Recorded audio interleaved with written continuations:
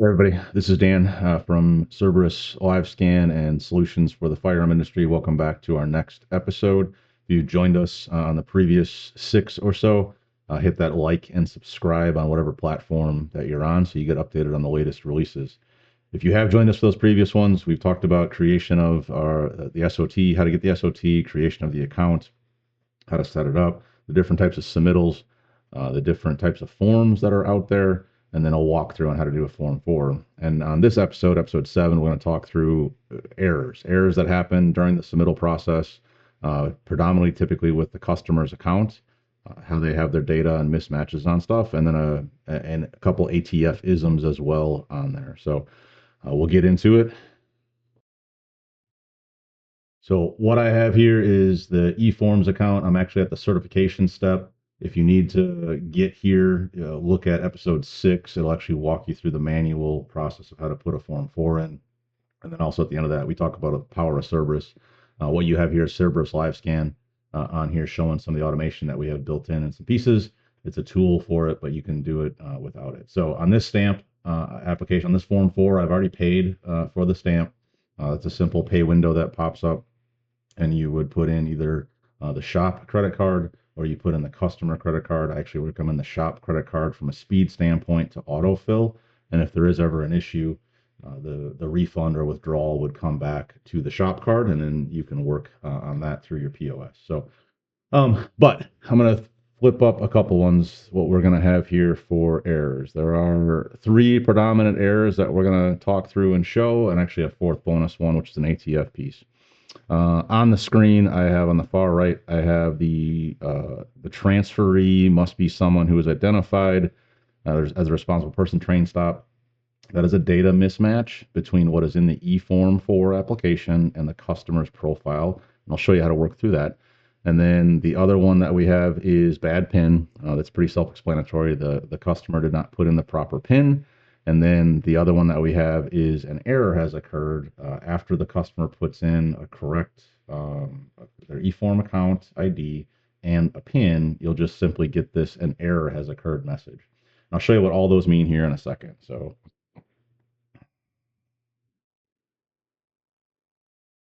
okay. So I hit sign and submit, and this is going to come up on the PIN side. So I need a username, and I'm going to put a bad one in. And then I'm going to put a bad PIN in as well. So I'm going to validate this PIN, and what's going to happen is I get that error has occurred. So the ATF could do a much better job of giving us feedback, but what it actually means is that the user's eForm ID is incorrect. The eForm ID should be a first initial of their first name and then approximately 5 of the last name and 5 or 6 numbers, depending on where they are in the sequence.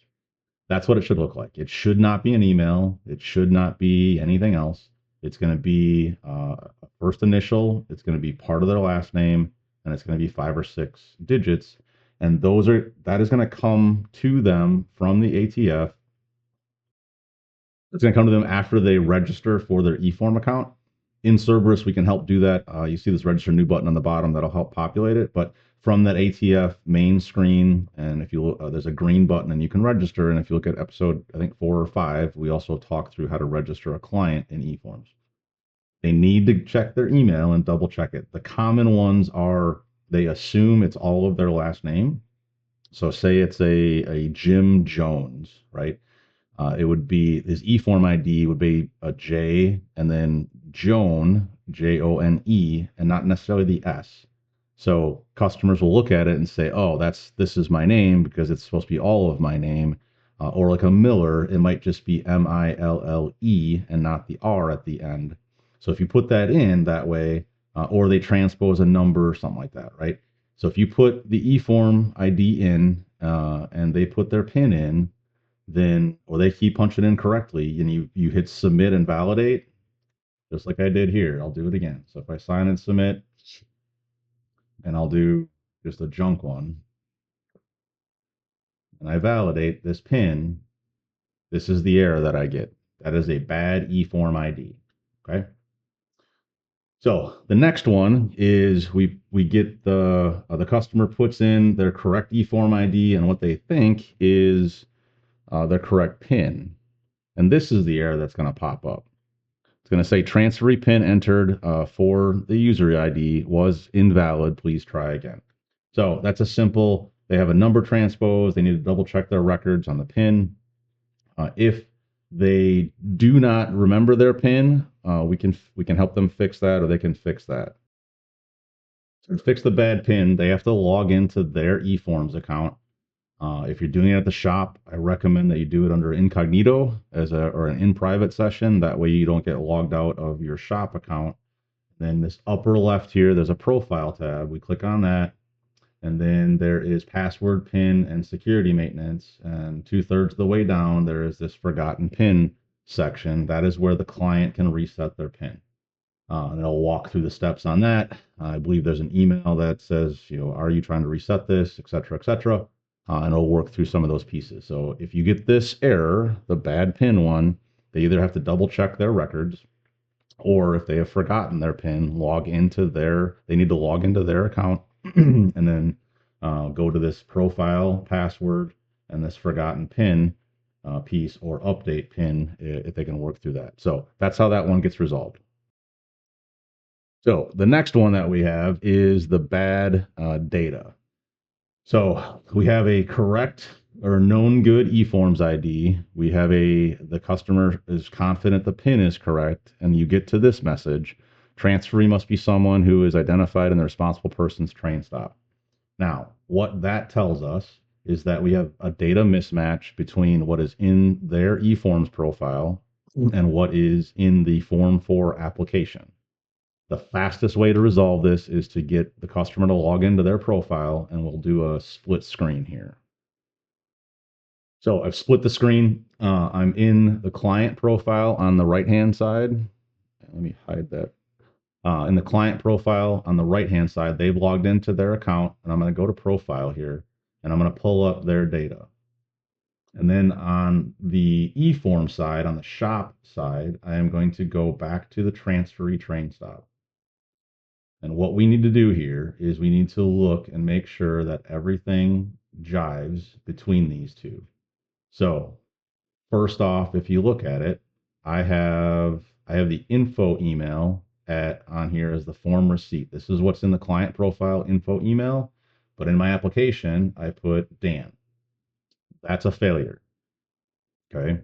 That will not work back and forth. So on that.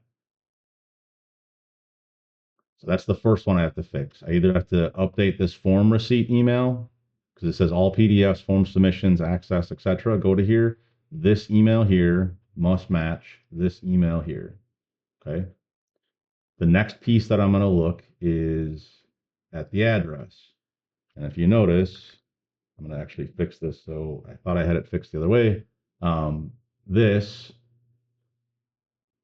court, this address, which is CT for the street address, does not match what's in the profile as a spelled out court. Okay. And then the other one that is typically wrong is middle name. Off a driver's license, many times we will pull the full middle name if we're using Cerberus, but the customer may only put their partial middle name.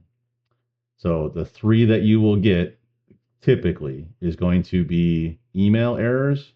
This email does not match the email in the form. The middle name does not match the middle name. And then the street address has an issue, or something like there's a space in here or something to that effect. So this would fail. This would fail. This would fail. This would go through. Letter for letter, space for space on all of these profile items must match what is in the Form 4. So the last error that we're going to get, if you go back into on the responsible persons tab, and if you go back into edit line here, you're going to get this error.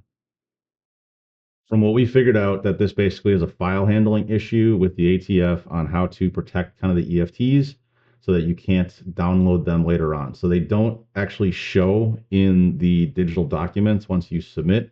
And if you go back into the responsible person after you've loaded an EFT, then it's going to fail.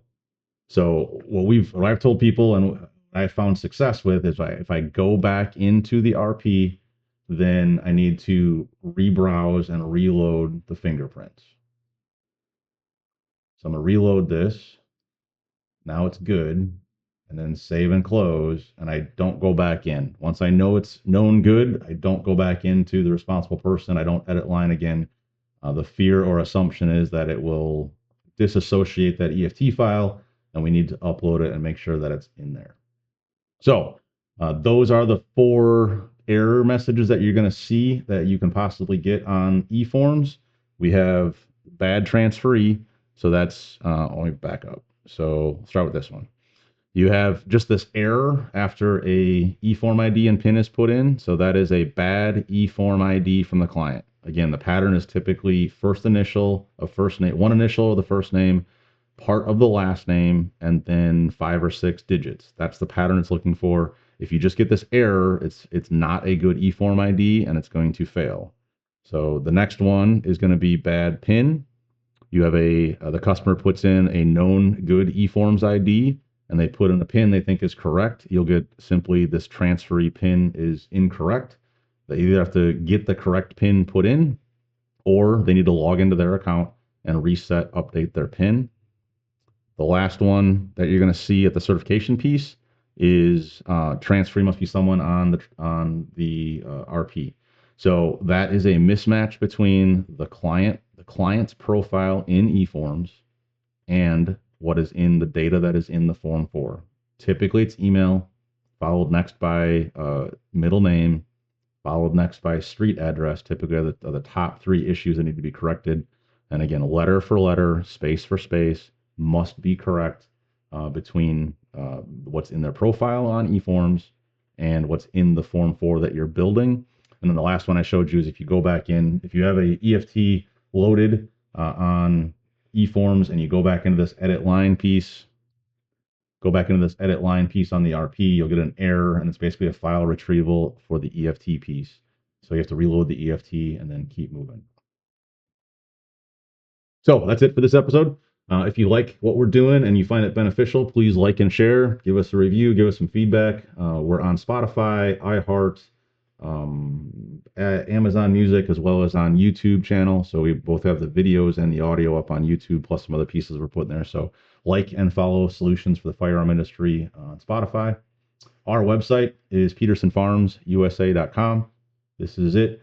We have 2 products. Our flagship product is Cerberus Live Scan. That is a digital fingerprinting solution for the firearms industry to get digital prints and help submit the EFTs and eForm 4 and Form 1 submittals. And then Merlin.